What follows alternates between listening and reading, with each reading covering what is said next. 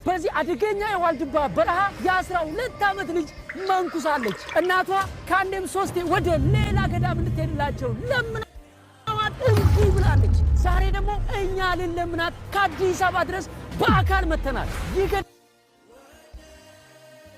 እኔ የገዳም የሚለው ኮንሰፕት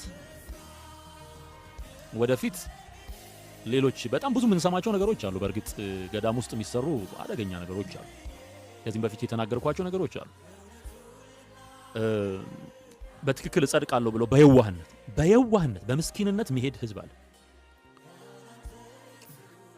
ሌላው ግሩፕ ደግሞ የአመጽ ስራ የሚሰራበት ስፍራ ነው። የኃጢአት ስራ የሚሰራበት ስፍራ ነው። የጥንቆላ፣ የሟርት፣ የዝሙት፣ የተመሳሳይ ጾታ ርኩሰት ሁሉ የሚፈጸምባቸው ስፍራዎች አሉ። ከዚህ በፊት ራሳቸው ያወጧቸው መረጃዎች አሉ። ኦኬ። እንደዚህ ደግሞ የ12 ዓመት ልጅ ሄዳ ገባች። እናትየው ስትለምናት አይ አልሄድም ብላ የቀረች ልጅ። እንደዚህ አይነት ቀልድ አሁን እየቀለደ ነው እሱ። ያሁን ቀልድ ነው። ትምህርት ትታ የ12 ዓመት ልጅ ከ44 በሽታ ጋር ለመታገል ከወባ በሽታ ጋር ለመታገል ያንን ከባድ ወደ ወንዝ ወርደው የሚቀዱት ውሃ አለ፣ የሚፈጩት ነገር አለ፣ የሚዘጋጀው የሆነ መራራ ምግብ አለ፣ እሱን የሚያዘጋጁ ምናምን እዛ አይነት ህይወት ውስጥ ነው ራሷን የከተተችው። ይሄ ቻይልድ አቢዩዝ ይባላል። በነገራችን በጣም አደገኛ ነገር ነው። ወላጆቻቸውን ጭምር የልጆቹን ወላጆች የሚያስጠይቅ ተግባር ነው። እና እንደንትን ነው የሚያወራው፣ እንደ ማስታወቂያ ነው የሚያወራው። እንደምታየው እየተወራጨ አድቨርታይዚንግ ነው የሚሰራው። ለ44 በሽታ ሰውን ለመዳረግ ወደዚህ ሰዎች እንዲማረኩና እንዲመጡ ሰሌን ይዞ እንዲመጣ ነው የሚያደርገው። ኑሮን እንዲያሸንፍ ተግቶ እንዲሰራ እንዲለወጥ ጌታ ኢየሱስ ክርስቶስን ተቀብሎ ጽድቅና የዘላለም ህይወት በኢየሱስ በማመን እንደሆነ አምኖ ሌላውን ህይወቱን በስራ አሸንፎ እንዲኖር ከመምከር ወደዚህ ስፍራ ጽድቅ ብሎ እንዲመጣና አስከሬኑ እዚሁ እንዲቀበር ማስታወቂያ ይሰራል ማለት ነው። ገዳም ሰዎች ለመሞት ተዘጋጅተው መከፈኛቸውን ይዘው የሚገቡበት ትልቅ የሰማዕትነት ቦታ ነው። አሞይ ሰላሙን በቃ ልግባ። ከዚህ ወንዝ በኋላ ምግብም ኃጢአትም አይሻገርም። ከዚህ ወንዝ በኋላ ምግብም ኃጢአትም አይሻገርም። ኦኬ፣ ምግብ አይሻገር ችግር የለውም። ምግብ ፍትፍት ይዞ ገዳም የሚገባና የሚኖርበትን ዘመን ሁሉ ያን ፍትፍት የሚበላ የለም። ከሁለት ቀን በኋላ ይሻግታል፣ ይበላሻል። ኦኬ፣ እሱ ያስማማናል። ምግብ አያልፍም። ኃጢአት ከዚህ አያልፍም የሚለዋትን እቺን ዲስኩር ግን አቁም። ኃጢአት ከአዳም ጀምሮ በሰው ልጆቹ ህይወት ውስጥ ሲተላለፍ የኖረ አደገኛ መርዝ ነው። ኃጢአት አንድ ብቻ የሚያሸንፈው ነገር አለ። አንድ የነ ሳሙኤል ዘዋልድባ የነ ተክለ ሃይማኖት የምትጠሯቸው ቅዱሳን የሚባሉት የነሱ ኪዳን ይህንን የኃጢአትን መርዝ ነቅሎ መጣል አይችልም። በጣም አደገኛው በሽታ በምድር ላይ ኃጢአት፣ በጣም መርዛማው በሽታ ኃጢአት፣ አለመታዘዝ፣ አመጽ ከሰው ልጅ ማንነት ጋር የተሰፋ ነው። ገዳም ውስጥ ኃጢአት አልፎ ገብቶ ምን እንደሚሰራ እናውቃለን። ሰው አታታሉ። እናንተም ራሳችሁን አትሸውዱ፣ ራሳችሁን አታታሉ። ከወንዙ ማዶ ገዳሙ ወዳለበት ስፍራ ኃጢአት አይሄድም፣ እዚህ ጋር ነው እንደ ካባ ወልቆ የሚቀረው የሚለው ዲስኩር ተረት መጽሐፍ ቅዱስ አያውቀው፣ የእግዚአብሔር ቃል አያውቀው።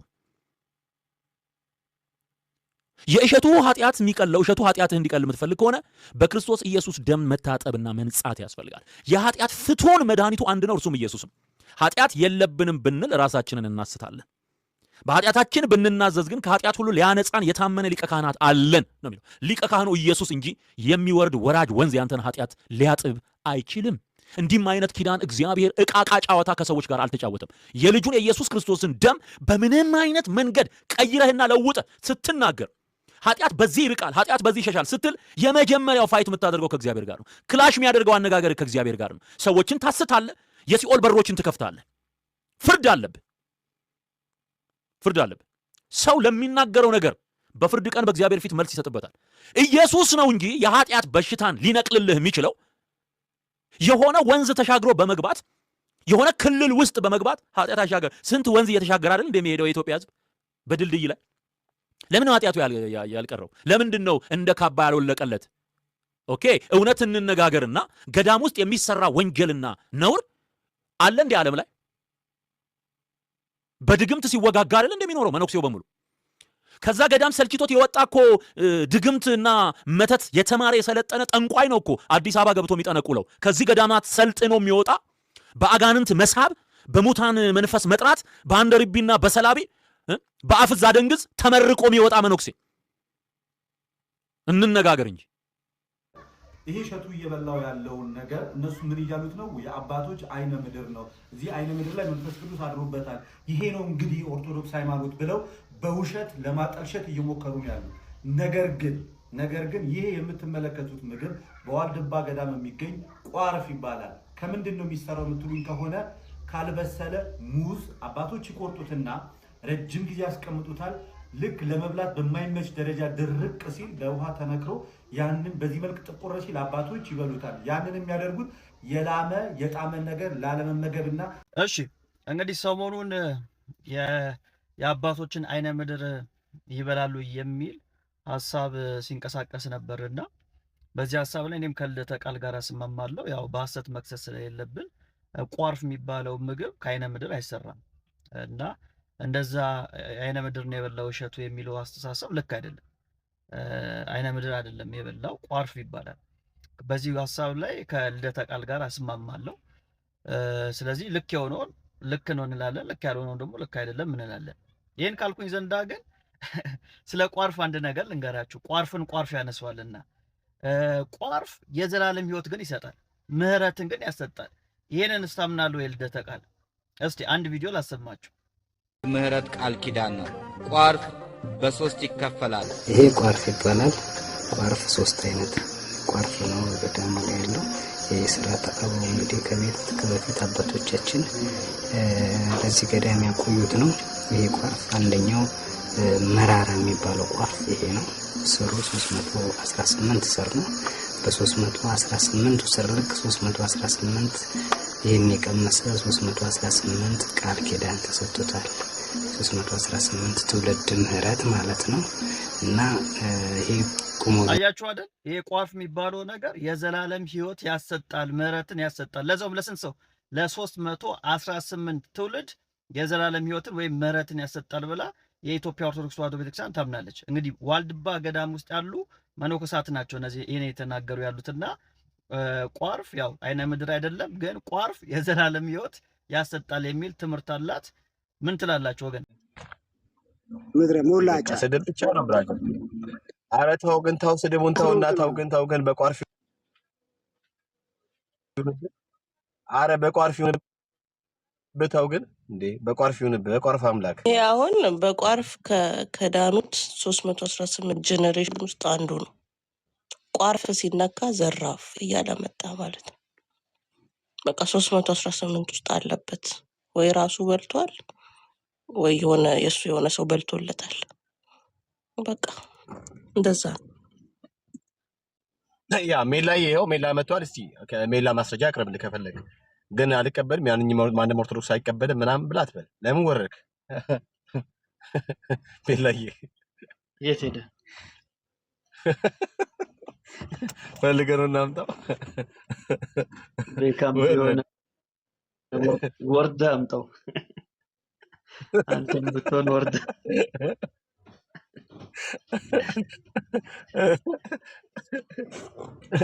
እኔ ግን ሜላዬ ሰውየው ያለው ቆይ ለእሸቱ ሲያስተዋውቅ እንትን እኮ አይደለም ያለው አንተ እንደውም አስተካከልከው እንጂ ግን ቃል በቃል የጠራው የአይነ ምድር እኮ ነው ያለው ሰውየው።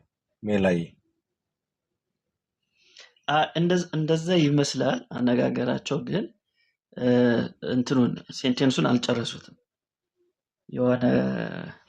የሆነ ሙሉ ቃል አላወሩም። ስትሰሙ እንደዛ ይመስላል። እንደዛ ይመስላል፣ ግን አልጨረሱትም ሴንቴንሱን። እና ያው ቋርፍ ስለሆነ ቋርፍ ደግሞ ከምን እንደሚሰራ ስለሚታወቅ እንደዛ ሊሉ አይችሉም። የሆነ ቁርጥ ነገር ነው። ግን ግን እኔ ግን ስሰማው ዝም ደጋግሜ ሰማሁት። ግን እንትን አይነ ምድር ኦልሬዲ እንደዛም መጀመሪያ ላይም እንደዛ ስለተባለ በዛ ሁኔታም ስንሰማው እንደዛ ይመስላል እንጂ አይጨርሱትም። በደንብ ከሰማው እኔ በጣም ደጋግሜ ለመስማት ሞክሬያለሁ። ቃሉን አይጨርሱትም፣ ቃሏን አይጨርሷትም። እና ግን ያው ቋርፍ ስለሆነ ከምን እንደሚሰራ ስለሚታወቅ አቃንተን እንስማላቸው። እኛ እንደምንም አድርገናል። ዋራባው ደግሞ ከዛ ባሰ ነገር ስላለ በኢየሱስ ስም ልደተ ቃል ደግሞ ያዋሸውን አይተሃል አይደለም? መንፈስ ቅዱስ ያርድበታል ብሎ ዋሽቶበታል ምናምን ነገር አይደል? ግን እሳቸው አሉ ሜላዬ ብለዋል አይደል? እሳቸው መንፈስ ቅዱስ ያሳድራል ብለዋል። ታዲያ ይኸው አንተ ቪዲዮ ገብተን ነው እኛ የሰማን ያለነውና ለምሳሌ እየበላው ያለውን ነገር እነሱ ምን እያሉት ነው? የአባቶች አይነ ምድር ነው። እዚህ አይነ ምድር ላይ መንፈስ ቅዱስ አድሮበታል። ይሄ ነው እንግዲህ ኦርቶዶክስ ሃይማኖት። ታዲያ መንፈስ ቅዱስ አድሮበታል ብሎ እሳቸው ተናግሮ የለም? ሜላዬ ማን የዋሸው? እሱ ነው እሳቸው? ምንድነው ልደት ትንሽ ነገርየውን ትሪኪ ለማድረግ ሞክረዋል። መንፈስ ቅዱስ አያድርበትም ለማለት የፈለገው እሱ አይነ ምድር ላይ አይነ ምድሩን እየበሉ በዛ መንፈስ ቅዱስ ያድራል እያሉ ነው ብሎ እንደዚህ አናስተምርም ነው። ትንሽ እንትኗን ቀየራት ማለት ነው። አሁን አንዳንዴ እንደዚህ አይነት ልክ ያልሆነ የስተት ነገር ስንናገር ወይም ደግሞ ሌሎቹ ሲናገሩ ከዋናው ሐሳብ ዳይቨርት እንዲሆን ያደርጉታል። አየ በትክክለኛው መንገድ መጀመሪያ ቢቃወሙ ኑሮ ይሄን ሐሳብ ያነሱ ሰዎች በጣም እርግጠኝነት ነው ምንልን ልደተ ቃልን ቪዲዮ ያሰሩም ነበር። ምክንያቱም ያሳፍር ነገር ነው። በቋርፍ መንፈስ ቅዱስ ያድራል የሚለው ትምህርት ስለሚያሳፍራቸው መልስ አይሰጡም ነበር። ግን ሐሳቡን ስለቀየሩት የተቃወሙ ሰዎች ልክ ባልሆነ መንገድ ነው የተቃወሙት። ስለዚህ ሐሳቡ ጠቅላላ ዳይቨርት ሆነና የመንፈስ ቅዱስ ጉዳይ ተረስቶ አይነ ምድር ነው ወይስ አይደለም የሚለው ጉዳይ ላይ ሰው ፎከስ አደረገ ማለት ነው። ግን በትክክለኛው መንገድ ቻሌንጅ ማድረግ ግን እንችላለን። የተበላው ቋርፍ ነው። ቋርፍ ደግሞ የዘላለም ሕይወት ያሰጣል ተብሎ ይታመናል። ምሕረትን ያሰጣል ተብሎ ይታመናል። ይሄ ቤተክርስቲያን ታምናለች። አታምን የሚል ሰው ካለ መግባት ይችላል። ያ የቲክቶክ ኦርቶዶክስ አያምኑ፣ የቲክቶክ ሲኖዶስ አያምኑ። ግን ቤተክርስቲያኒቷ በራሷ መምህራኖች በራሷ መነኮሳቶች ይሄ የዘላለም ሕይወት እንደሚያሰጥ ምሕረት እንደሚያሰጥ ሰው ራሱ ተሰልፎ ነው የሚበላው። እኔ ያሳያቸዋለሁ ቪዲዮ ይሄንን የሚበላው ማለት ነው። ሶስት አይነት ነው ቋርፍ፣ ሶስት አይነት ነው ምግቡ። ያው ልደተ ቃል አንዱን ብቻ ስለሆነ የሚያውቀው ከሙዝ ነው የሚሰራው አለ። ግን ሶስት አይነት ተክል ነው ያለው። አንደኛው ነው ከደረቅ ሙዝ የሚሰራው ማለት ነው።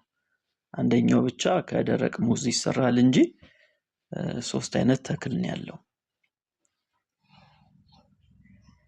ቪዲዮ አንድ ፒሲ ልክፈትና ላሳያችሁ። እሺ አይ ቲንክ ዋልድባ ገዳም ውስጥ ሄዶ ብዙ ነገሮች ነካክቷል ልጁ ሜላ። በጣም መሰራት ያለበት ይመስለኛል። ያቺ እማሆይ ራሱ የሆነ ሰሌና አስታቅፎ ምናምን ነገር ይታያል። ሰሌና ነው የሚባለው፣ ሰሌና ነው። ግን እቺ ሴትዮ ወጣት ሆኖ ግን ለምን እሳቸው ግን እማሆይ ሆኑ? በጌታ በኢየሱስ ክርስቶስ መጥፎ መንፈስ ነው። ጌታ ምስክር እንዴ በልጅነታቸው አረ በኢየሱስ ክርስቶስ ይሄ ማለት ነው። ይሄው እዚህ ጋር አለ። እኔ ማላሳየው እንትን ነው ወዲያው ነው። አሁን ራሱ ሪስትሪክሽን ሁለት ሪስትሪክሽን አለብኝ። ምንድነው የሚለው? ሁለት በስመ አብ ወወልድ ወመንፈስ ቅዱስ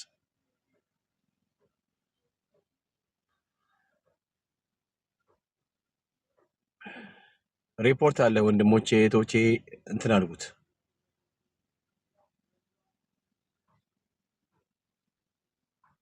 ሃራስመንት ቡሊንግ ይላል።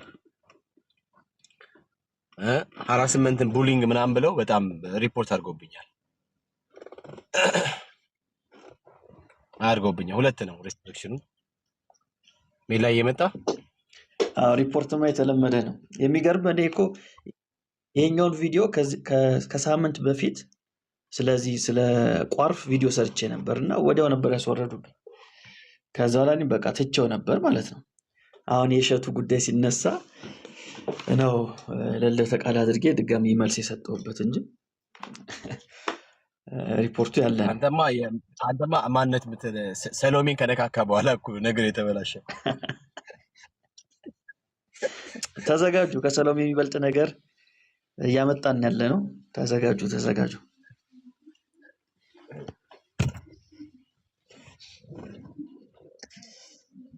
እሺ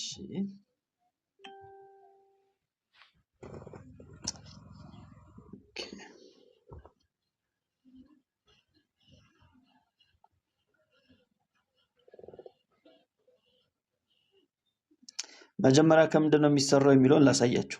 ፕሮሰሱን ላሳያችሁ። ወዱ እንደማር ቢጣፍጣቸው ሐላቱ ይሄንን ለያን ቅዱስ ለመጥራት ለማመስገን በቃኝ አምላክ ክብር ምስጋና ላንተ ይሁን ዘላለም።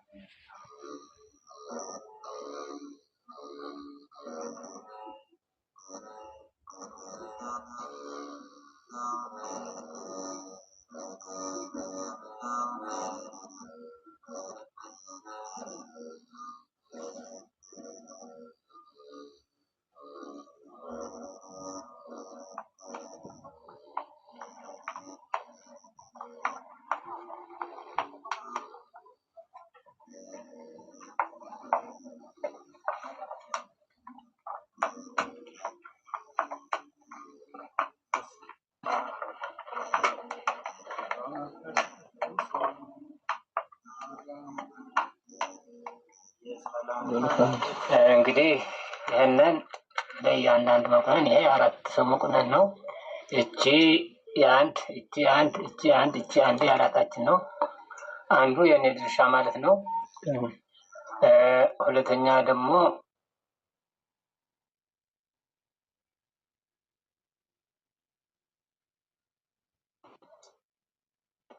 እሱ ባለው ወንድሜ እንግዳችን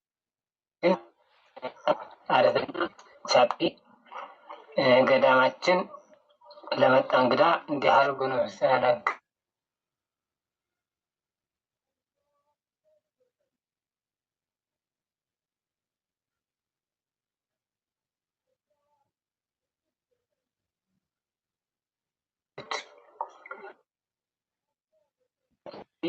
ራትም ምሳም ሁሉ ናት።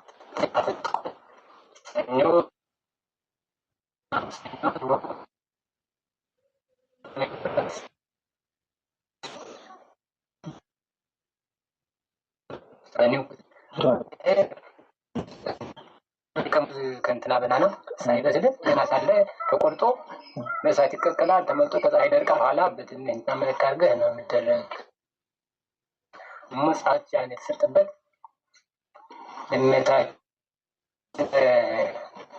2 ዓመት ከተወለደ ሕፃን ሆኖ መጣ ወደዚህ ገብታ ደብረ ሲና ቀይ ባህር ተሻግራ ወባጉስ ማርጋ ዋልድባ አድርጋ ወደዚያ ስትሄድ ከዚህ ገብታ ፎቋ ስለማን እንደሚያወራ እየሰማችሁ ነው።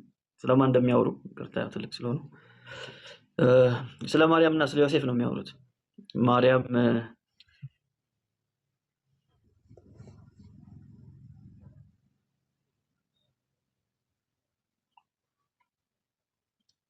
ሜላዬ ተቋርጧል። በጣም ሪፖርት እሱ ላይ እንደሚደረግ እርግጠኛ ነኝ። እኔ ላይ ሪፖርት አድርጎበታል። ለምሳሌ your live contains them that some may find unconvertible and has been restricted ይላል። ከዛ ደግሞ reason harassment and bullying ይላል። ሪፖርት ተደርጓል። አሁን ነው የተደረገው። 2 ጊዜ እሺ 3 ሆነ። ሜላ ያው ተመልሳል መሰለኝ። ጨለማው ነው ግን ጥቁር አጥቁሮታል። እሺ አይ እንትን አድርጌው ነው ካሜራን ዝቅ አድርጌው አይታችሁታል። ግን እኔ እኮ እያወራሁ የለውም። ምን ያህል ነው ያያችሁት? ገና እንትን እያለ ይሄ የኔ ነው ምናምን ብሎ ሲል ለራሱ ሲመዳደብ ነው ያየነው ነው እንደ እሺ ቋርፍን ማን ጀመረው? ቋርፍ ከየት ነው የመጣው የሚለውን ነገር አሁን ይናገራሉ። ቋርፍን እንግዲህ ማርያም ነች በላችሁ ብሎ ነው የሚያምኑ። ዮሴፍ ለማርያም ሰጣት ነው የሚሉት።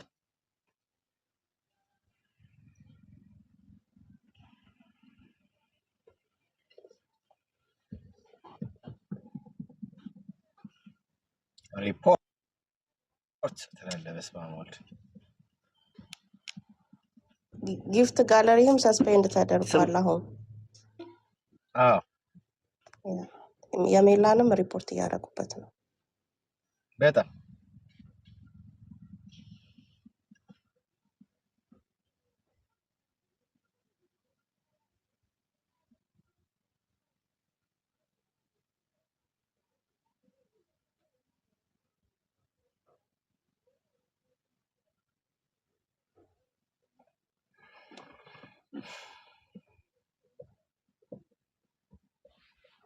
ከባድ ነው። ጌታ ሜርሲ ቅድም ያልሽው ለካ ልክ ነሽ። እኔ ያየሁት እንትን ሰሌኑን ተሸክመው ሲሄድ በሱ ምናምን መስሎኝ ነው። ለካ ዋስ ያቋርጥ ነበረ። ሜላዬ ራስወጡት በሪፖርት እማዊ አሸክሟቸው አይደል? አሸክመውት ነው አይደል? መሄድ የነበረው ዋስ ያቋርጥ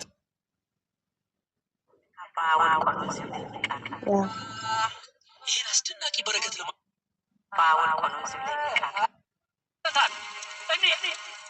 እኔ እኮ ውስጥ 3 ቀን ነው የምቆየው። ቢሆንም ቋርፍ የሚባል ምግብ አለ። ከዛ ውጭ እህል አይሻገርም። እና የምን አድርገው ወይ እዚሁ ቁጭ አድርገው። ግን ኃጢአት አይሻገርም ያሉ? አዎ ኃጢአት አይሻገርም። በእኔ ኃጢአት የማይሻገረው በዚህ እኔ ግን መስዬ በጣም አስገራሚ ነገር ነው። አዎ ቪዲዮ ሙሉ ቪዲዮ ታይቶ ነጥብ ነጥብ እየተያዘ ነው ሊሰራበት የሚገባው። በነገራችን ላይ በጣም ቲንክ ሜሎስ ተመልሷል።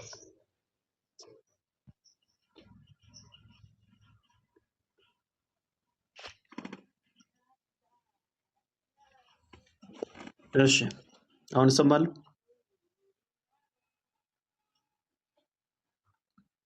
አሜን ላይ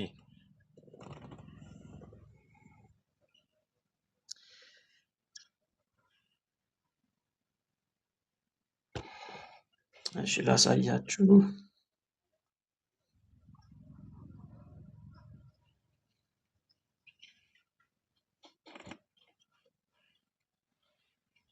አርፎን ሰጣት። ይሄን ነው ገና ይቅመሻላት። ይሄ ምን አላ ነው? እኔ የስንዴ እንትን ስትሄድ ከዚህ ገብታ ስትመጣ ወደዚህ ገብታ ከተወለደ ህፃን ስለ ማርያምና ስለ ጌታ ነው የሚያወሩት። በደም ስሟቸው ስለ ማርያምና ስለ ጌታ ነው የሚያወሩት። ሆኖ ሄሮድስ እንዳይገለው ስደት ወደ ግብፅ ስትመጣ ወደዚህ ገብታ በደብረ ሲና ቀይ ባህር ተሻግራ በአክሱም አድርጋ ዋልድባ አድርጋ ወደዚያ ስትሄድ ከዚህ ገብታ ያንን የዮሴፍ በትር አንስቶ ቋርፉን ሰጣት። ይሄን ነው ገና ይቅመሻላት። ይሄ ምን አላ ነው? እኔ የስንዴ እንትና ነህሮ የበላሁ የጠፍ እንትና የበላሁ ያደኩ ምን አላ ነው? ይሄን ለአንቺና ለእኔ የሚወዱ እንደ ማር የሚጣፍጣቸው ኋላ ትውልድ ከዚህ በንኩሳት ይቀመጣሉ ብሎ ቃል ኪዳን ሰጣት። ቋርፉ ይሄ ነው መነሻው ኩድር ይገኛል።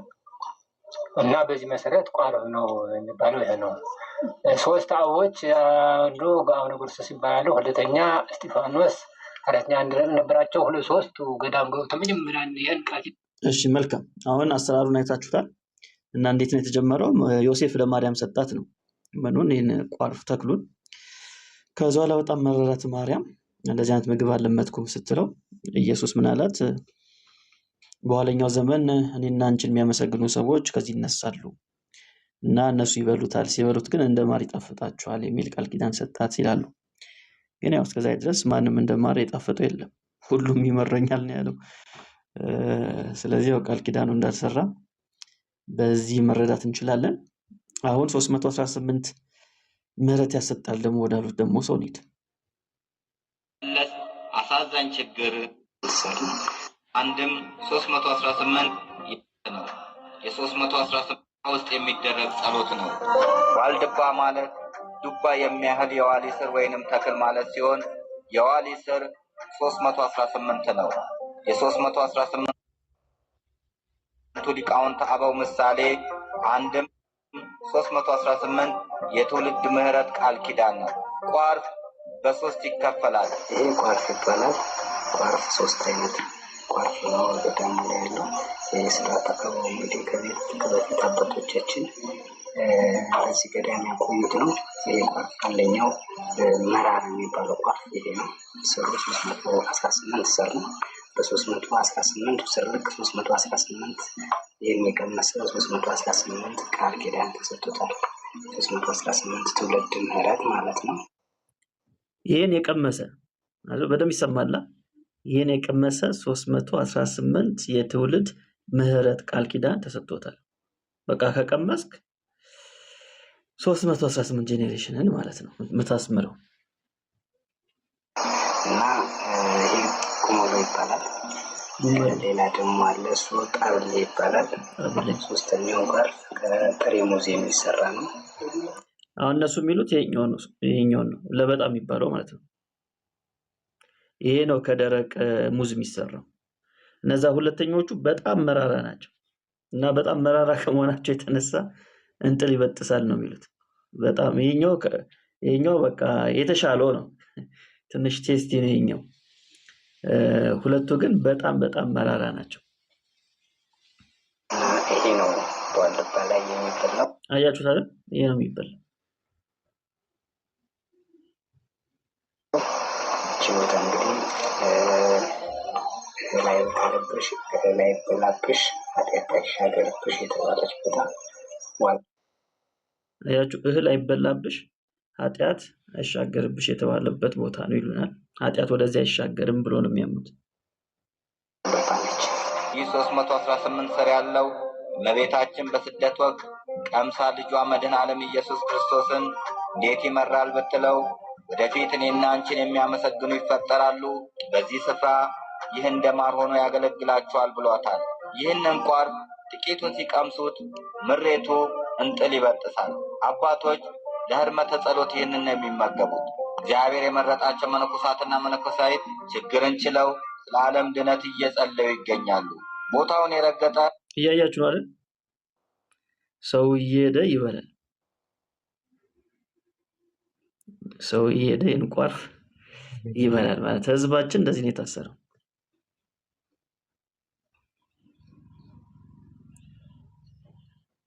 ፍጹም የምሕረት ቃል ኪዳን ኃጢአት የሚሰረይለት ይህ የበረከት ገዳምን ያቀኑት ቦታውን የረገጠ ፍጹም የምሕረት ቃል ኪዳን ይገኛሉ።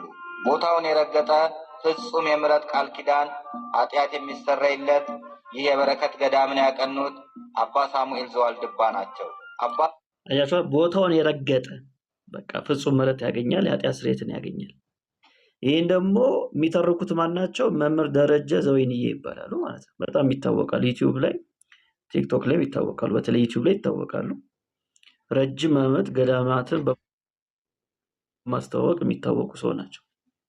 መምህር ደረጀ ዘወይንዬ የሚባሉት ማለት ናቸው።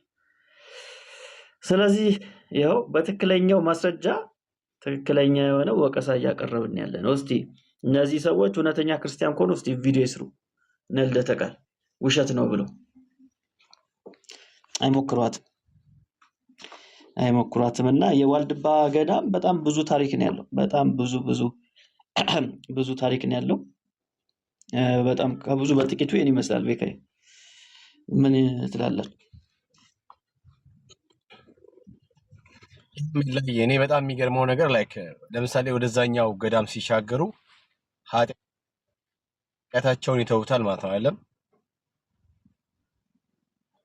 በቃ አብሯቸው አይሻገርም። ስለዚህ እዛ ሄደው ቋርፍ የሚበሉ ሰዎች ከኃጢአት የነጹ ናቸው። አንዴ በደንብ በጣም ግን አራዳ ናቸው ጌታን። ከዛ ግን ችግሩ ምንድነው? አሁን ለምሳሌ እሸቱ ወንዙን ተሻግሮ ይሄዳል። ከዛ ወንዙን ደግሞ ተመልሶ ሲሻገር ኃጢአቱ ይጠብቀዋል። እሱ ነው ችግሩ።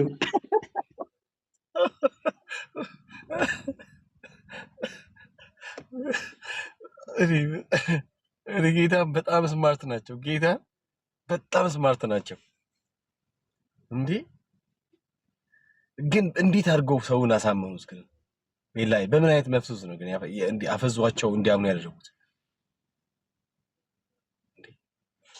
ያው አዚም ከሆነ ትልቅ አዚም ገላትያ ላይ የተጠቀሰው ሐዋርያው ጳውሎስ ማን አዚም አደረገባቸው አይደል የሚለው እስከሚገርመው ድረስ እነዚህም ሰዎች አዚም ነው የተደረገባቸው፣ መተት ነው የተደረገባቸው። የሃይማኖት መተት ደግሞ በጣም ከባድ ነው እንደምታውቁት እና ወደ እውነተኛው ወደ ጌታ መምጣት አይችሉም። ለሚያደርጉት ነገር ራሱ አይምሯቸው ምክንያታዊነትን አይጠይቃቸውም አይደለም መንፈሳዊነት ነገር ይቀርና ጀስት በአመክንዮ ደረጃ ራሱ እንዴት ሊሆናል ብሎ ራሳቸውን መጠየቅ አይችሉም። ስለዚህ ቶታሊ በአዚም ውስጥ ነው ያሉት እነዚህ ሰዎች ማለት ነው። የዋልድባ ገዳም ከዚህ የሚውስ ነገር ላሳያችሁ ነው። አሳየን ዛሬማ በቃ አሳየን። ምን እናድርግ? አሳየን። ዋልድባ እውነትም ዋልድባ ነው። አሳየን። ምግብ እየበላችሁ ያላችሁ ሰዎች ካላችሁ ምግባችሁን አቁሙ። እሺ ምግብ እየበላችሁ ያላችሁ 7 ቁጥር ጻፉ።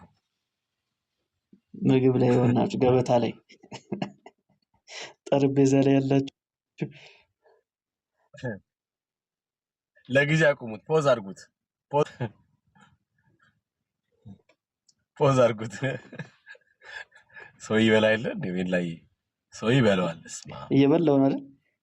ቴዲ ማያቆምም እኮ ቴዲ ከጀመረ ቴዲ ግን ደስ የሚለው ምንም ብላውን እዚህ ጋራ እንትን አይለውም።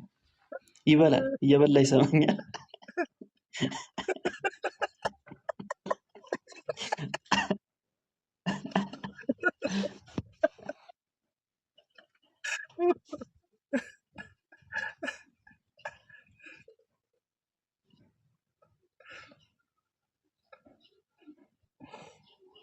ትንሽ ቆይ ደግሞ እረሱ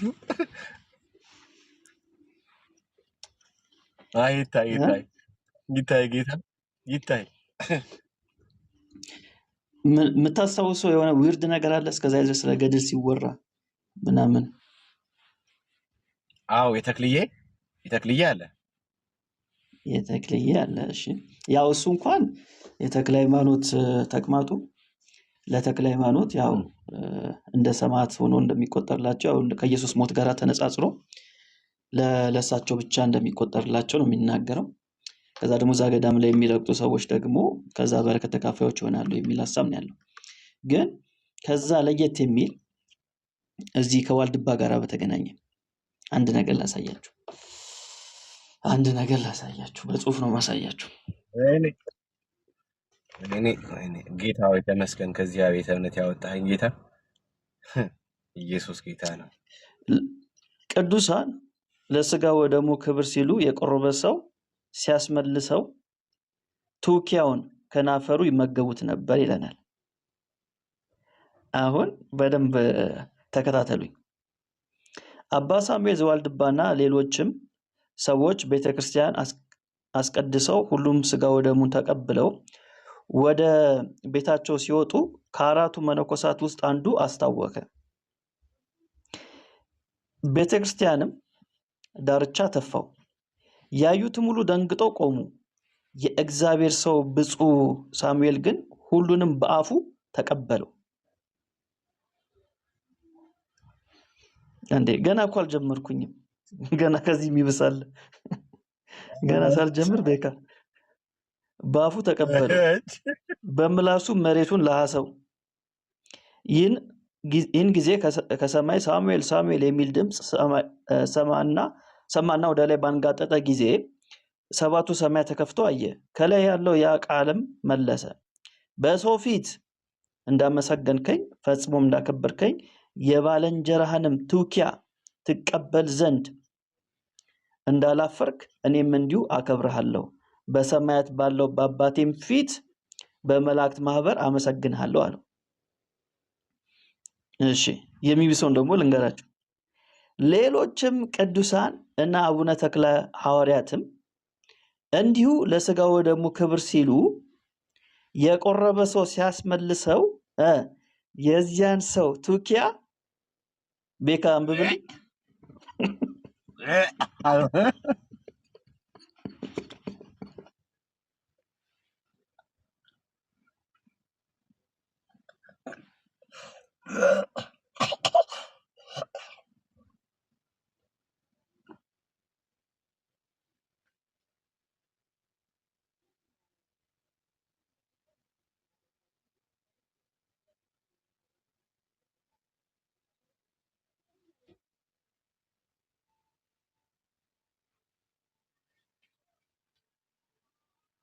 እሺ ቤካ ደህና ነህ?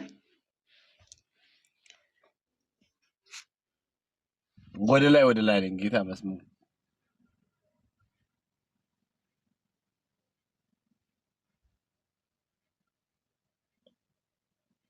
እሺ ልጨርሰው? አዎ ጨርሰው። እሺ እንዲሁ ለስጋው ደግሞ ክብር ሲሉ የቆረበ ሰው ሲያስመልሰው የዚያን ሰው ትውኪያ ይጠጡት እንደነበረ በቅዱስ ገድላቸው ላይ በሰፊው ተጠቅሷል። አያችሁ አይደል?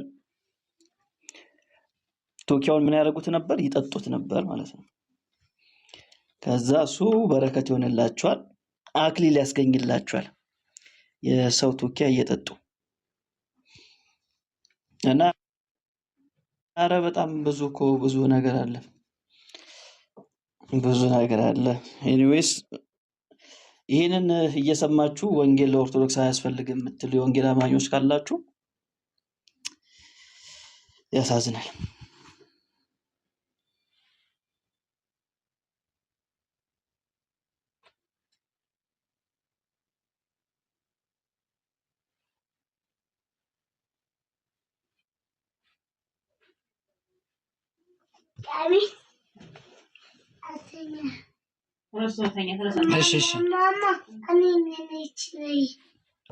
ቤካ አለ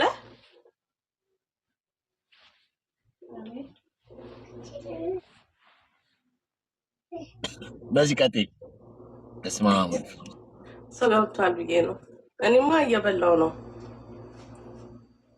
እሺ ሰላም እንደምን አላችሁ? ተነበው እየበላውኝ ነው እኔ። እሺ ቀጥል። ሜሎስ ሳያውቀው አይቀርም። ይቅርታ፣ እኔ ከምስራቅ ጎጃም ሞጣ አካባቢ ነው ያለሁት እና እኛ በፊት የዛሬ 15 20 ዓመት አካባቢ አባቶቻችን የሚሄዱ ይታያችሁ ከሞጣ አካባቢ እስከ ላሊበላ በእግራቸው ነው የሚሄዱት። ከዛ ሲመጡ እግራቸውን ያለ ጫማ ነው የሚሄዱት። ልክ እግራቸውን የሚታጠቡት ቤት ነው። ሲታጠቡ ያ የእግራቸው ጣቢ እኛ ቅባት ነው የሚባል እኛ አካባቢ ያለ ነው ከወንዝ ማዶ ስላለ እያንዳንዳችን በረከታቸው ነው እየተባለ የአያቶቻችንን የእግር ጣቢ ስንጠጣ እኔ በደንብ አስታውሳለሁ። ማለት እኔም ከዛ ማህበረሰብ ስለመጣሁ እኔ አውቀዋለሁ። ይሄ ነገር ቀላል ነው፣ እንዲያውም ከቋፉ የበለጠ በጣም ቀላል ነው። ስለዚህ ብዙ ነገር አለ ለማለት ነው። እኔ በህይወት ያየሁት ስለሆነ ነው።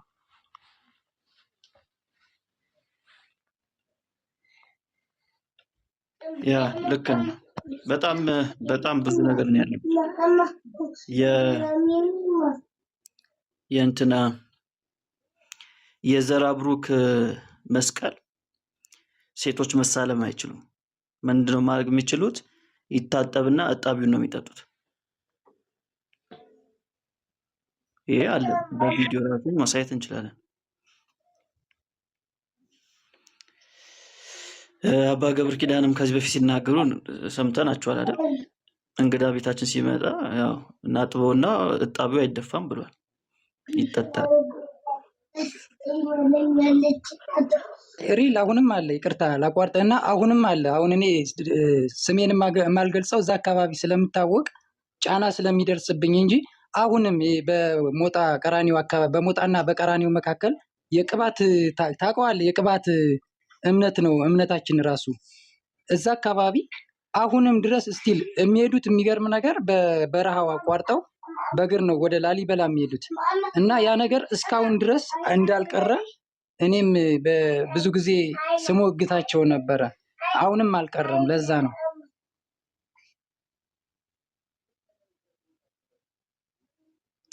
በጣም ያሳዝናል እኮ በቃ ህዝባችን በምን አይነት እስራት እንደተያዘ እና እንደዚህ በቃ ትልቅ ስራ እያለ እዚህ ውስጥ ያላችሁ ወንድሞችና እህቶች ጊዜያችንን በቃ ልክ ባልሆነ ጉዳይ ላይ ነው እያሳለፍን ያለ ነው። በተለይ ሶሻል ሚዲያ ላይ በቃ ልክ ባልሆነ ሁሉም ለራሱ ትራዲሽን እየተንቆረቆረ በጣም ብዙ ችግር ውስጥ ነው ያለ ነው እና ምን ደርስለት በጣም ብዙ ህዝብ አለ። በጣም ብዙ ህዝብ ቱኪያ በመጠጣት በረከት አገኛለሁ ብሎ የሚያስብ የመስቀል እጣቢ በመጠጣት በረከት አገኛለሁ ብሎ የሚያስብ ህዝብ ነው ያለው። ማለት ይሄ ህዝብ እኮ ኢን ሚሊየንስ ያለ ነው። በአንድ ሁለት ምናምን እኮ አይደለም፣ ኢን ሚሊየንስ ያለ ሰው ነው ያለው ማለት ነው። እና በጣም ብዙ ስራ ነው ያለን። በጣም ብዙ ስራ አንሸወድ። ሴጣን በሚሰጠን ትናንሽ ጥቃቅን በሆነ ነገሮች አንሸወድ። እልፍ እንበልና በቃ አላማችን ላይ ብቻ ፎከስ አድርገን እናገልግል ማለት ነው። የሰው ህይወት ይበልጣል ከትራዲሽን። ይህንን በደንብ አስረግጬ መናገር ፈልጋለሁ። ከየትኛውም ትራዲሽን ልትሆኑ ትችላላችሁ። ከሰው ትራዲሽን የሰው ህይወት ይበልጣል። ሁላችንም አለን እኮ ትራዲሽን አይደል? ሁላችንም አለን። ግን ከትራዲሽን የሰው ህይወት ይበልጣል። ገና ቋርፍ በመብላት የዘላለም ህይወት አገኛለሁ ብሎ ጉዞ የሚያደርግ ህዝብ ባለበት ምድር ላይ ተቀምጠን ቴዎሎጂካል በሆኑ ሐሳቦች ላይ ምን አድርጋቸው ፍትጊያ የትም አያደርሰንም። በእግዚአብሔር ዘንድም አክሊልም አያሰጠንም። ምንም እንደውም ሊያስወቅሰን ይችላል እንጂ። ስለዚህ ወደ ቀድሞ ስራችን እንመለስ ለማለት ነው። የቲክቶክ ቤተሰቦች ወንድሞችና እህቶች ማከብራችሁ፣ ወደ ቀድሞ ስራችን እንመለስ። በቃ ኢን ሚሊየንስ የሚቆጠር ህዝብ በዚህ እስራት ውስጥ አለ። አንዳንዶች ደግሞ ተሸውዳችሁ ቲክቶክ ላይ ባለችው ኦርቶዶክስ ተሸውዳችሁ አይ በቃ እነሱም እኮ ገብቷቸዋል ብላችሁ የምታስቡ ሰዎች ካላችሁ ተሸውዳችኋል። እዚህ ውስጥ ያሉት በቁጥር ብንቆጥራቸው 10 አይሞሉም። ቲክቶክ ላይ ያሉት 10 አይሞሉም። መሬት ላይ ያሉት ግን በሚሊዮን የሚቆጠሩ ናቸው። ይኸው በቪዲዮ እያሳየን እኮ ነው። አሁንም የገባው ወዳጃችን አትሳቱ የሚል ዩዘር ነው ያለው። ያው ካለበት አካባቢ እየነገረን ነው ያለውን ሁኔታ ማለት ነው። እንግዲህ መሬት ላይ ያለውን ሁኔታ በደም ያየውን ነገር እየነገረን ያለው። ስለዚህ ባካችሁ ፖስት የምታደርጉ ሪከርድ እያደረጋችሁ ፖስት የምታደርጉም ክርስቲያኖች በቃ ለወንጌል ስራ የሚጠቅመውን ብቻ ፖስት አድርጉ። ከሌ እንዲህ ብሏል ከሌ እንዲህ ብሏል ብላችሁ ፖስት አታድርጉ። በቃ እንደዚህ በዚህ አይነት እስራት ውስጥ የተያዘ ኢን ሚሊየንስ የሚቆጠር ህዝብ አለና ፎከሳችንን እንመልስ ማለት ፈልጋለሁ። ቤኬ ቴንክ ዩ። ያ ሜላይ በጣም ትክክል ነህ። በጣም እንዳልከውም ወደ ቀድሞ ስራችን መመለስ አለብን። ስፔሻሊ እናንተ ወደ ቀድሞ ስራችሁ መመለስ አለባችሁ። ልክ ድሮ የነበረው አይነት ነገር ሰው ኤርማያ በቃ ፉሊ ሊሰራበት የሚገባ ጉዳይ ይሄ ነው ብዬ እኔ አምናለሁ። አንተ ዳንሻዬ፣ ቴዳዬ እኔ ትዝ ይለኛል እነ ፓስተር በሪሽ ራሱ ይመጡ ነበረ። በቃ ሰብሰብ ተብሎ ምናምን ነገር እንዳልኩም በዚህ ጉዳይ ላይ በጣም መሰራት አለበት። ያ ጠላት በተደጋጋሚ ስራ ሰጥቶናል። አይናው በተደጋጋሚ ከዚህ ከወንጌሉ እውነት ጊዜያችንን በተወሰነ መንገድ እንደው ላልሆነ ለማይረባ ነገር ላይ እንድናውል አድርጎብናል ብዬ ነው የማስበው። እንዳልኩም በቃ ወደዚህ መመለስ አለብን። አዎ በተለይ እናንተ መመለስ አለባችሁ። በተለይ ሜላዬ፣ ኤርማያ፣ ዳንሻዬ፣ ቴዳዬ ማለት ሌሎችም አሉና ተሰብስበው በቃ የየቀን እንትን ፕሮግራም አውጥታችሁ እንደ ባለፈው ጊዜ ሰብሰብ እየተባለ በቃ እንትን ቢል አሪፍ ነው ብዬ ነው የማስበው። ሌሎች ለትራዲሽን ምናምን ነገር በቃ እንደፈለጉ ታመነታቸውን እየገለጡ ይኑሩ። ግን እንዳልኩም ከትራዲሽን የሚበልጥ የሰው ነፍስ ነውና ሰው ነፍሳቶች እንዲድኑ እንዳልኩም የጨለማው ነገር መገለጥ አለበት። ሜላይ እኔ በጣም ነው መስማማው፣ በጣም ነው መስማማው። እኔ በቃ ማለት ምን ነው የምሰጠው በዚህ በወንጌል አገልግሎት ጉዳይና በቃ እንመለስ። አንዳንድ ለሚነሱ ነገሮች እናንተ ባትመልሱ፣ ኤርማያ ባይመልስ፣ ሌሎችን ባይመልሱ አሪፍ ነው። ሳምታይም መቆንጠጥ ያለበትን ነገር እኛ ገብተን ትንሽ ቆንጥጠናቸው ምናምን ነገር እንወጣለን።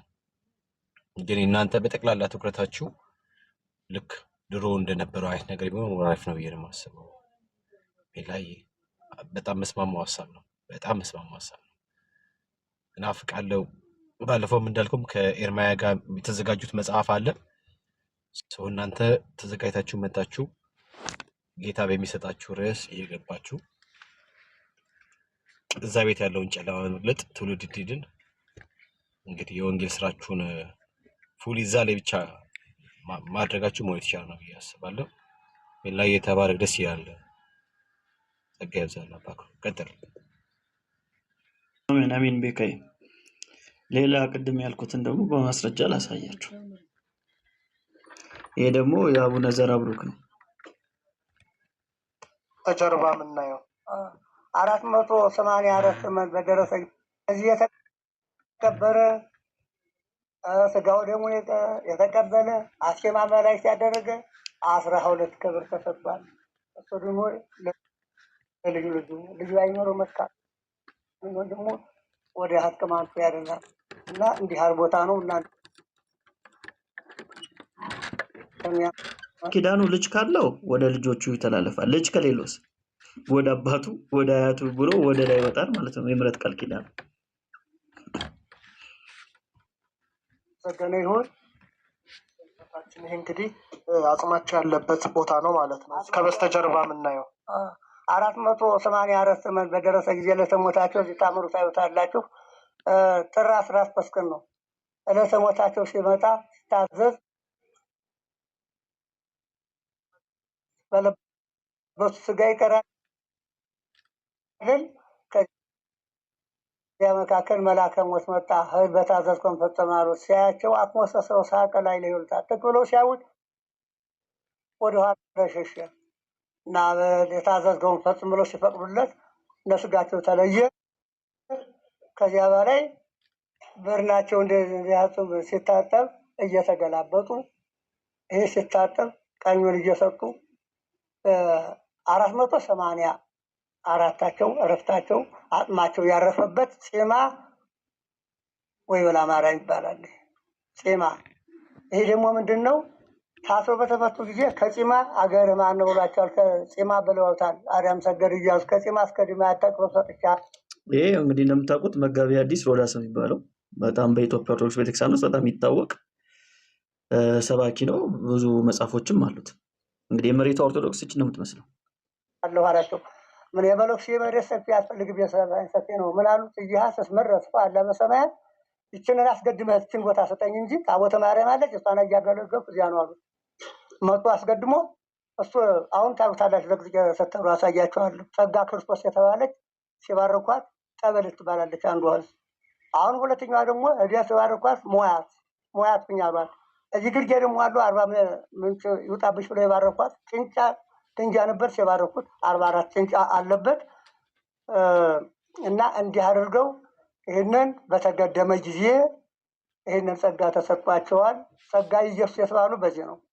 ዘር ብሩክ የተባሉ ግን ቅድማታቸው ከኔ ወገን የተባረከ ዘር ይወለዳል በለው ትንቢት በተናገሩ አጥቅማንታቸው ኋላ ሲወለዱ ዘር ብሩክ የተባሉ እዚያ ነው።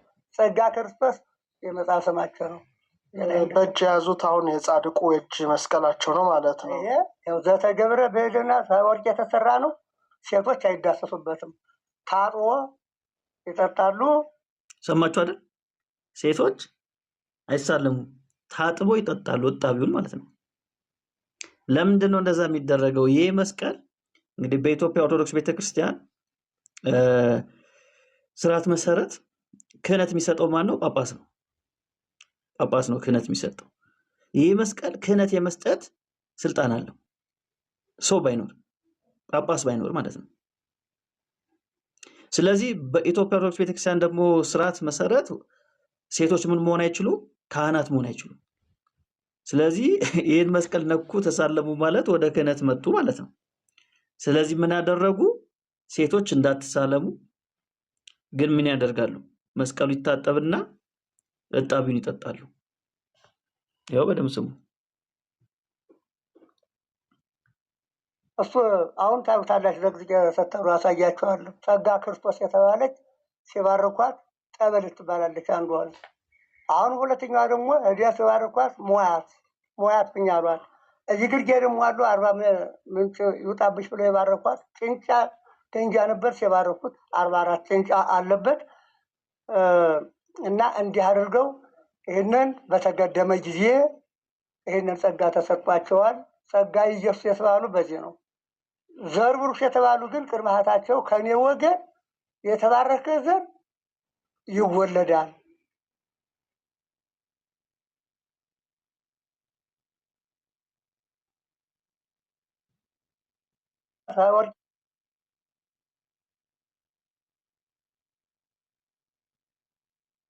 የተሰራ ነው።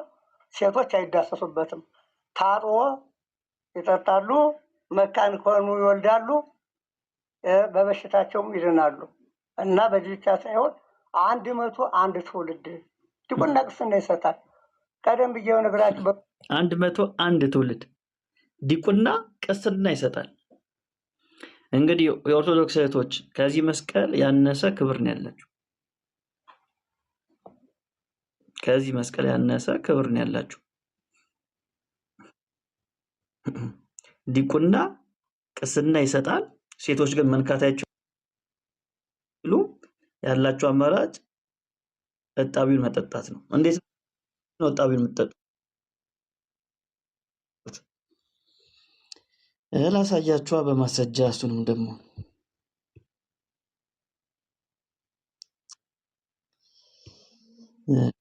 እሺ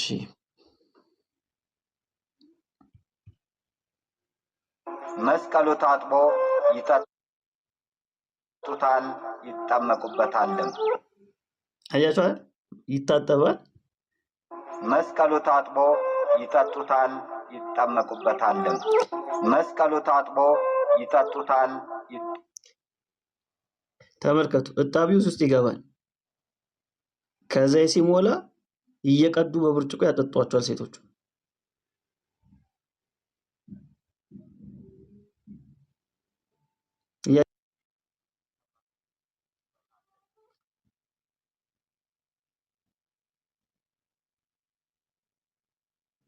የዘመናት ችግር፣ ተዝቆ የማያልቅ ችግር።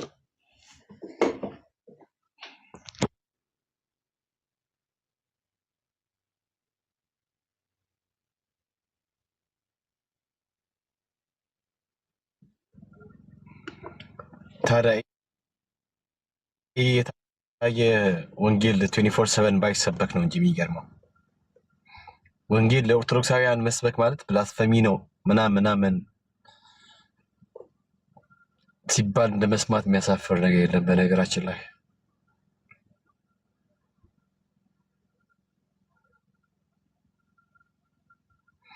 እኔ አእምሮ የመጣችና በእርግጥ የተናገረችበት እንትኗ ልክ ባይሆንም ባይመቸኝም ማለት ክርስቲያኖች ብላ በጥቅሉ የተናገረችበት ነገር ደስ ባይልም ሙስሊሞችን እንትን ለማለት ግን እዚህ ጋር ያነሳው ነገር ላይ ሴቶችን በሲልክ አዋርና ዝቅ አድርጎ ከሰው በታች አድርጎ በመቁጠር የመስቀሉን እጣቢ እንዲጠጡ ማድረግ ለሴቶች ያላቸውን ንቀትና ማለት እኔ እንጃ ንቀት ነው የሚያሳየው።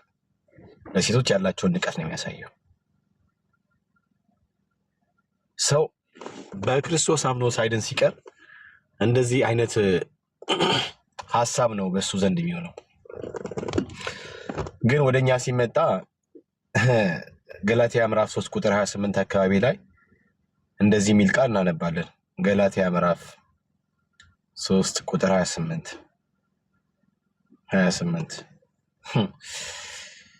እሺ ምንድነው የሚለው? ማንም በክርስቶስ ነው አዲስ ፍጥረት የሚሆነው። ገላትያ ምዕራፍ 3 ቁጥር 28 ላይ አይሁዳዊ ወይም የግሪክ ሰው የለም፣ ባሪያ ወይም ጨዋ የለም፣ ወንድም ሴትም የለም፣ ሁላችሁ በክርስቶስ ኢየሱስ አንድ ሰው ናችሁና። ማንም ሰው በክርስቶስ ቢሆን አንድ ነው። ባሪያ የለ፣ ጨዋ የለ፣ አይሁዳዊ ግሪካዊ የለ፣ ወንድና ምንም አይነት ልዩነት የለም ማለት ነው። ካላችሁበት የትኛውም አይነት ስርዓት ነፃ መውጣት የምትችሉት በክርስቶስ ስትሆኑ ነው። ወደ ጌታ ከመጣችሁ ካላችሁበት ድቅድቅ ጨለማ ወደሚደነቁ ብርሃን ስለምትመጡ ሀሳባችሁ፣ የአኗኗር ዘያችሁ፣ ሁለንተናችሁ ነው የሚለወጠው የሚቀየረው። ኑ ወደ እውነተኛ ብርሃን፣ በእውነተኛ ብርሃን ተመላለሱ። ፌክ ባልሆነው በእውነተኛ ብርሃን በክርስቶስ ኢየሱስ ማለት ተመላለሱ። ይሄን ለማድረግ ምንም አይጠበቅም ከእናንተ የሚጠበቀው በቃ መቀበል፣ በስሙ ማመን ብቻ ነው እንጂ ወንዝ መሻገር፣ ዋልድባ ገዳም መክረም፣ የሆነ ቋርፍ መብላት ምናምን የእናንተን ተራራ መውጣት መውረድ አይጠይቅም። የሚጠይቀው ከእናንተ የተሰቀለውን ጌታችንን ኢየሱስ ክርስቶስን ስለኔ ኃጢአት በቀራኒዮ መስቀል ተሰቅሎልኛል፣ እኔ ስለማስደቅ በ3ኛ ቀን ከሙታን ተነስቷል፣ ደግሞ በሕያዋንና በሙታን ሊፈርድ ዳግም ይመለሳል ብላችሁ ማመን ነው። በቃ መቀበል ነው። ሌላ ምንም አይጠይቅም። የእናንተን የላብ ውጤት ምናምን ነገር ጉልበታችሁን አባክናችሁ ምናምን አይጠይቅም። የእናንተ ምንም ይፈርት አይጠይቅም። የሚጠይቀው በእምነት መቀበላችሁን ብቻ ነው። እና አያምልጣችሁ። ቀን ሳለ በህይወት እስካላችሁ ድረስ ነው የእናንተን የመጨረሻ የህይወት እጣ ፈንታችሁን መወሰን የምትችሉት። ሰው በህይወት እስካለ ድረስ ነው መዳረሻውን የሚወስነው። አሁን እዚህ ያለን እኛ ሁላችንም መዳረሻችንን ወስነናል። መዳረሻችን በእግዚአብሔር ዘንድ ክርስቶስ ባለበት በዚያ ነው መዳረሻችን። እንዴት ይህ ሆነ? በእምነት ተቀብለን፣ በክርስቶስ በስሙ የኃጢአትን ይቅርታ ተቀብለን በቃ አለቀ። ምንም ነገር ነው የማይፈልገው፣ ምንም ነገር ነው የማይጠይቀው። በነገራችን ደስ ሲል እኔ ክርስትናን ከምወደው ነገር አንዱ ያንተን መውጣት መውረድ፣ ያንተን ጉልበት ምናምን አይጠይቅም። የሚጠይቀው በእምነት መቀበልን ብቻ ነው። አሜን የስ ስለ ኃጢአቴ ሞቷል፣ እኔ ስለማጽደቅ ከሙታን ተነስቷል፣ አለቀ። በልብ ታምናለህ፣ በአፍህ ትመሰክራለህ፣ ትድናለህ። በቃ አለቀ። እና ፕሊስ ቲኬቶቻችሁን ያዙ። ኦኬ ያዙ። የመንፈስ ቅዱስ ማተብ ያረፈበትን ስትገቡ ቼክ የምትደረጉበትን እሱን ያዙ። በጣም ልብ ይሰብራል። በኢየሱስ ክርስቶስ በጣም ልብ ይሰብራል። መርሲ የጥያቄ ያለሽ ለሜላዬ?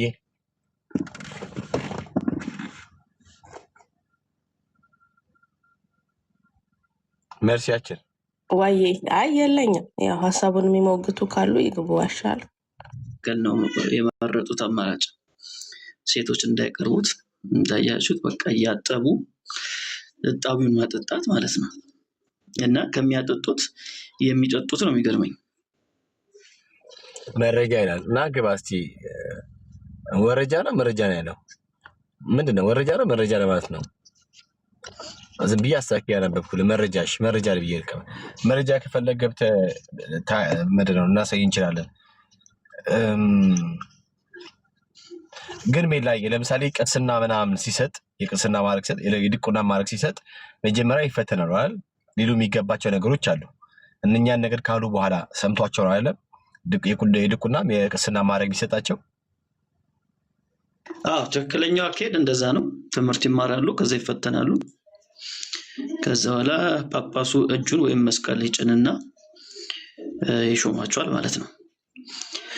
ስለዚህ ምናልባት ትምህርቱን የተማሩ ጳጳስ በሌለበት ቦታ ላይ እጁን ወይም መስቀል ጭኖ ሹመቱን የሚሰጣቸው ጳጳስ ግን ባይኖር ይሄ መስቀል ቢነኩት ስልጣን መስጠት ይችላል ማለት ነው። ስለዚህ ስልጣነ ክህነትን ከማን አገኘ ሲባል ከአቡነ እንትና እንደሚባለው ሁሉ ከመስቀሉ ይላሉ ማለት ነው። ኦኬ ስለዚህ አሁን ጥያቄ ምንድነው እዚህ ላይ ለምሳሌ መስቀሉን የተሳለመ በጠቅላላ የቅስናን ሹመት የሚያገኝ ከሆነ ተራው ምዕመን ሄዶ ይህንን መስቀል መሳለም አይችልም ማለት ነው? አይ ምንድነው ወንድ መሳለም ይችላል። ሲሳለም ክህነት አይቀበልም። ጳጳስ በሌለበት ጊዜ አሁን ጳጳስ አለ አይደል? በተለያየ አጋጣሚ ጳጳስ በሌለበት ጊዜ ስልጣነ ክህነትን መስጠት የሚችል ሰው ከጠፋ ወንዶች ይህን መስቀል በመንካት ምን ማግኘት ይችላሉ? ስልጣነ ክህነትን ማግኘት ይችላሉ። እሱ ነው የነሱ ሐሳባቸው ማለት ነው። በተለያየ ምክንያት ጳጳሳቶች ቢጠፉ ምናልባት አሁን በጦርነት ምናምን እዛ አካባቢ ላይ ጳጳስ መሄድ ባይችል ስለዚህ ስልጣነ ክህነቱን እንዳይቆም ስልጣነ ክህነቱን ይህ መስቀል እንዲሰጥ አደረጉ ማለት ነው።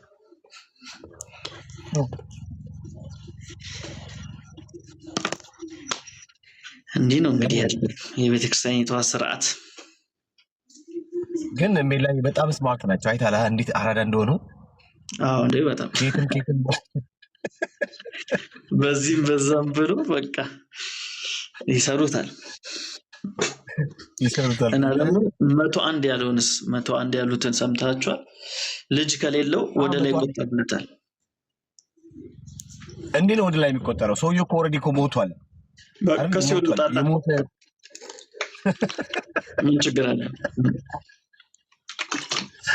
ይወጣታል ከሲኦል። አባቱም አያቱም ቅድመ አያቱም እኮ አሉ። ስለዚህ ልጆች ባይኖሩት እንኳን ምን ያገኛል? ከሱ በፊት የነበሩትን ጄኔሬሽን ማስማር ይችላል ማለት ነው። አቤት አቤት አቤት አቤት አቤት አቤት።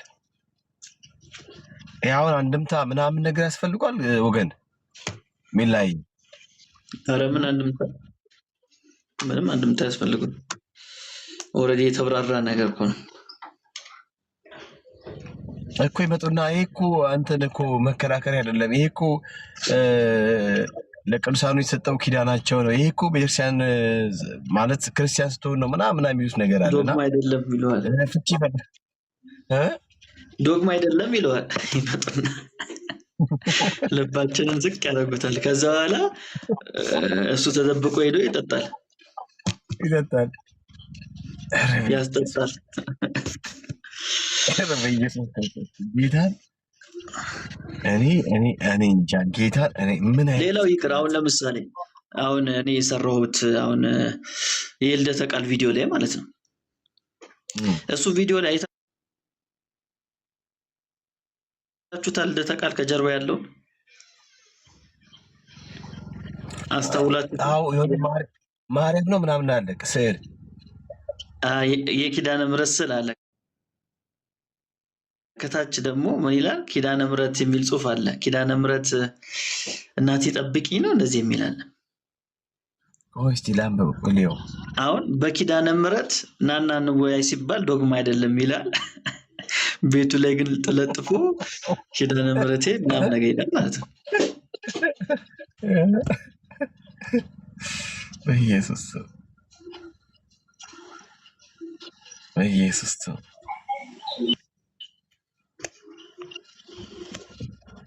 ብዬ አባ ዛሬ አረብ መስሎ መጣ።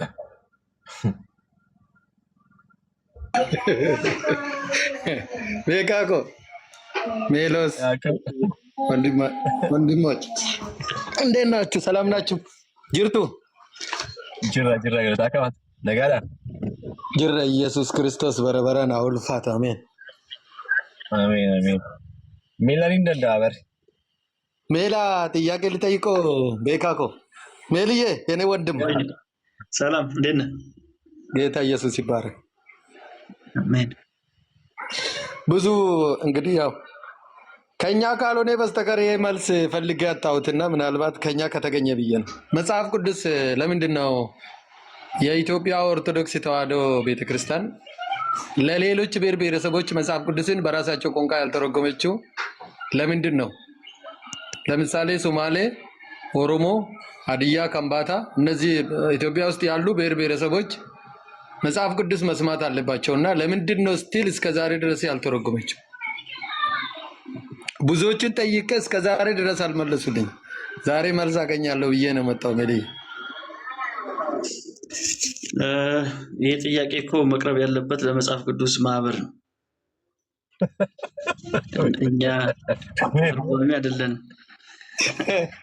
ለመጽሐፍ ቅዱስ የመጽሐፍ ቅዱስ ማህበርማ 1899 እኮ በቆዬ ላቲን አባጫዳ ሳይመጣ በፊት በሳባ ተርጉሟል። 1899 የተተረጎሙ በተለያየ ቋንቋዎች ተተርጉሟል። አሁን ግን እንደ ኦርቶዶክስ አይደለም፣ የወንጌል አማኞች ናቸው። አሁን በስንት ቋንቋ እንደተተረጎመ እኔ ትክክለኛው መረጃ የለኝም። ግን ጥያቄው መቅረብ ያለበት ለመጽሐፍ ቅዱስ ማህበር ነው። ስለዚህ መጠየቁንም የመጽሐፍ ቅዱስ ማህበር ደግሞ ስንል ያው አንድ ተቋም ብቻ የሚወክል አይደለም። ኦርቶዶክስም ካቶሊክም ወንጌላውያንም አሉ።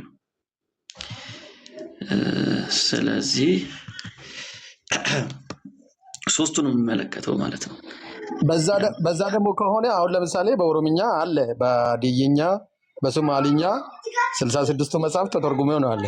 ነገር ግን ኦርቶዶክስ በእጇ ያላት መጽሐፍ ቅዱስ 80 በእጇ ያላት ለምንድን ነው ለዚህ ትውልድ ወይ ደግሞ ለዚህ ህዝብ መጽሐፍ ቅዱስ ተተርጉሞ እንዳይሰጥ የተደረገበት ምክንያታዊ ማለት እንደ ቤተ ክርስቲያን እንደ ተቋም ምንድን ነው እንዳይተረጎም እነሱን የከለከላቸው?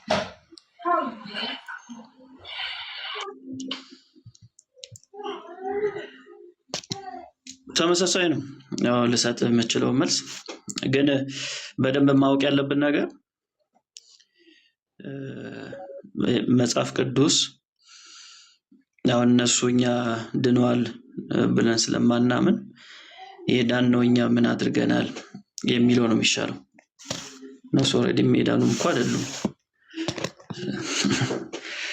ከኛ ምን ይጠበቃል? እኛ ምን ሰርተናል? በስንት ቋንቋ እኛ እንዲተረጎም አድርገናል? በስንት ቋንቋ እያስተማርን ነው፣ እየሰበክን ነው፣ ስንት ቦታ ሄደናል የሚለው ላይ ፎከስ ብናደርግ ይሻላል ብዬ ነው የማስበው።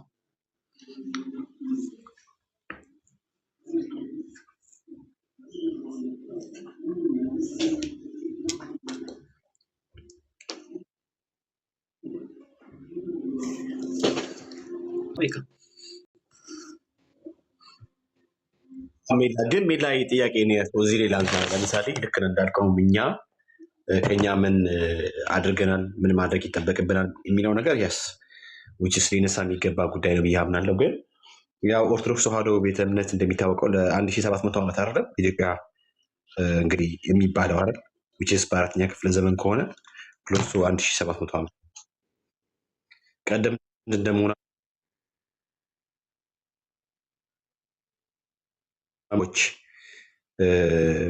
መጽሐፍ ቅዱስ እንዲተረጎም ያደረገችው ምናልባት የመጽሐፍ ቅዱስ ማህበር አይ ቲንክ የዛሬ 1700 ዓመትም ኢትዮጵያ ውስጥ ያለ አይመስለኝም። ላይ ባለሰሳት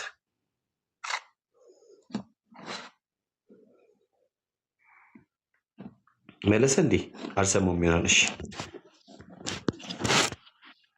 ሜላ ይመለስክ እንዴ? እኔ አልሰማሁም። ምንድነው አንደኛ ያው 1700 ዓመት ለማለት በዛ ጊዜ እንደዚህ አይነት የትርጉም ስራዎችም ያልነበሩም ማለት የዛሬ 1000 ምናምን ዓመት በፊት። ስለዚህ በወቅቱ በነበረው ቋንቋ ቤተክርስቲያኒቷ ማድረግ የምትችለውን ነገር አድርጋለች ብዬ ነው ማምነው። ግን ከዛ በኋላ የትራንስሌሽን ስራ ሲሰራ የህትመቱ ጉዳይ እየዳበረ ሲመጣ በአማርኛ፣ በትግርኛ፣ በኦሮምኛ በሌላም ቋንቋ እንዲተረጎም ስራ እየተሰራ ነው ማለት ነው። ስለዚህ በዛ አይነት መንገድ ነው እንጂ ማሰብ ያለብን 1000 ምናምን ዓመት በፊትማ ህትመቱም የለም ማለት ማተሚያውም የለም። በዛ ደረጃ ደግሞ ሊሰሩ የሚችሉ ደግሞ የተደራጀ ስብስብም አልነበረም። ከዛ አንጻር ብናየው አሪፍ ነው ብዬ አስባለሁ።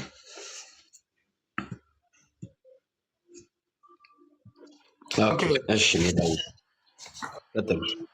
ልቀጥል ቤካዬ። አባብዬ ቀጥል። እንግዲህ ሜሊ ተባረከ። እኔ ለምንድነው ይሄንን ጥያቄ እንዲጠየቀው የፈለግኩት? ለምሳሌ በ2016 በኢትዮጵያ ማለት ነውና በአዲስ ኪዳን ተተርጉሞ ነበረ በኦሮምኛ። ነገር ግን መጽሐፉ ተተርጉሞ ከወጣ በኋላ ብዙ ስህተቶች ስለተገኘበት ገና እርማት የተደረገ ነው። ነገር ግን አሁን ለምሳሌ በኦሮሚያ ክልል ብቻ ብናየው የምዕራብ ኦሮሚያ እና የምስራቅ ኦሮሚያ ምናልባት የቋንቋ ልዩነት ስላለ ለነሱም ባሉበት በሚረዱበት ተተርጉሞ ነው አለ። በጣም እንደዚህ የጋነነ ዋጋ የሚያስከፍል አይደለም። ትውልድ ማዳን ከሆነ ማለት ነው። ትውልድ ማዳን ከሆነ ቤተክርስቲያኗ ህዝብ እንዲድን ስላልፈለገች ነው ምንድን ማለት ጥያቄ የሆነብኝ ይሄን ነው። ለምሳሌ በወላይትኛ መጽሐፍ ቅዱስ ተተርጉሞ ካለ በወንጌል አማኞች በኦርቶዶክስ ለምንድን ነው በኢትዮጵያ ምድር ብዙ ሰፊ ህዝብ የተባለው የኦሮሞ ማህበረተሰብ ወይ ደግሞ የሶማሌ ማህበረተሰብ የእግዚአብሔርን ቃል እንዳይሰማ በሌላ በአማርኛና በግዕዝ ብቻ እንዲሰሙ የተደረገበት ዋና ምክንያት መንስኤው ምንድነው? አሁን ፖለቲካ ነው እንዳንል ቤተ እምነት ነው ወይ ደግሞ ቤተክርስቲያን ነው። ቤተክርስቲያን ደግሞ ወንጌልን ነው መስበክ አለባትና ኦርቶዶክስ የወንጌል ጠላት ናት። ለምንድን ነው ያልተረጎመችበት የሚል ጥያቄ ውስጥ ስለገባው ነው። ብዙ ሰዎችም ስለጠየቁ ጭራሽም እንደዚህ አይነት ከጠየቁ አንተ ዘረኛ ስለሆንክ ነው እንደዚህ የምትጠይቀው ይሉኛል። ግን እኔ እንደዛ አይደለሁ። እኔ በወንጌል ያመንኩ የወንጌል አማኝ ነኝ። ከዘር ከቋንቋ ከነገድ የለየኝ ጌታ ኢየሱስ ክርስቶስ ያመንኩ ሰው ነኝ እንጂ እንደዚህ አይነት ነገር ለመጠየቅ ለፖለቲካ ወይ ደግሞ ለዘረኝነት ለመጠየቅ አይደለም። ግን ህዝብ ወንጌል ለመስማት ለምንድን ነው ለምሳሌ መጽሐፍ ቅዱስ ፕሮቴስታንት የዛሬ 110 ማለት ቀላል አይደለም።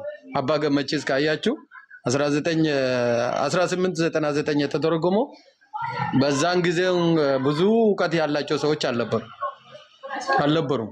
ግን እነሱ ባደረጉት ጥረት የቃላቶች ስህተት እንኳን ቢኖሩ ባደረጉት ጥረት ወንጌል ተተርጉሞ ነው ያለ። በኦሮምኛም እነሱ ባገለገሉበት አካባቢ ተተርጉሟል።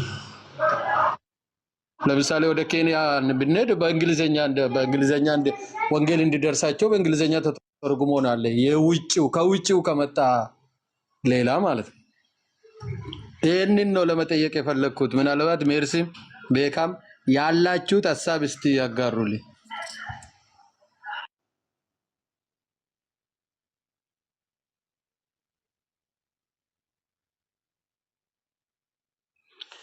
እኔ ከሜላ ውጭ ምንም መጨመረው ሀሳብ የለም። በነገራችን ላይ ያ ግን በጣም አድቫንቴጅ አለው። ስፔሻሊ በአማርኛ መሆኑ በጣም አድቫንቴጅ አለው። ቢኮዝ የኢትዮጵያም ኦፊሻል ላንጉጁ አማርኛ ከመሆኑ የተነሳ ብዙዎች ጋር እንዲዳረስ ወንጌል በአማርኛ መነገሩ ጥሩ ነው ብዬ ነው የማስበው። እኔ በዚያም ደግሞ ውጤት አስገኝቷል ብዬ ነው የማምነው። በየትኛውም የገጠር ከተማ ውስጥ እንኳን ቢኬድ አማርኛ የማይሰማ አለ ብዬ አላስብም። በጣም ከጥቂቶች በስተቀር ማለት ነው። ሰው አድቫንቴጅ አለው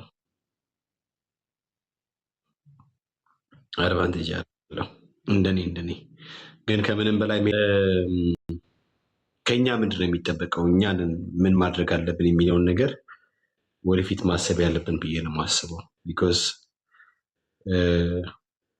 እኔ ኦርቶዶክስ ተዋሕዶ ቤተ እምነት ውስጥ የዳኑ ሜይ ቢ በጌታ አምነው እውነተኛውን መንገድ የሚከተሉ በዛ ውስጥ ሆኖ ብዙዎች እንዲድኑ ዋጋ የሚከፍሉ በዛ ውስጥ ያሉ ይኖራሉ።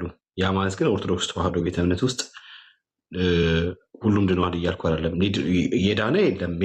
ምንድነው እንዴት ብዬ ስቴትመንት ላይክ ኦርቶዶክስ ተዋሕዶ ቤተ እምነት ወንጌል ሊሰበክላት የሚገባት ተቋም ናት። ውጭስ በጨለማ ውስጥ አሉ። ሜላያውን ብዙ እያሳየ ነበር ቪዲዮ እንኳን ሰው። ከዛ ተነስተን ወንጌል ለኦርቶዶክስ በኦርቶዶክሱ ደግሞ ሆኖ ጥቂቶች አሉ በጌታ አምነው የዳኑ ግን ወንጌልን በመስራት ውስጥ ያሉት እነሱን ኢንክሉድ ባላደረገ መንገድ ማለት ነው።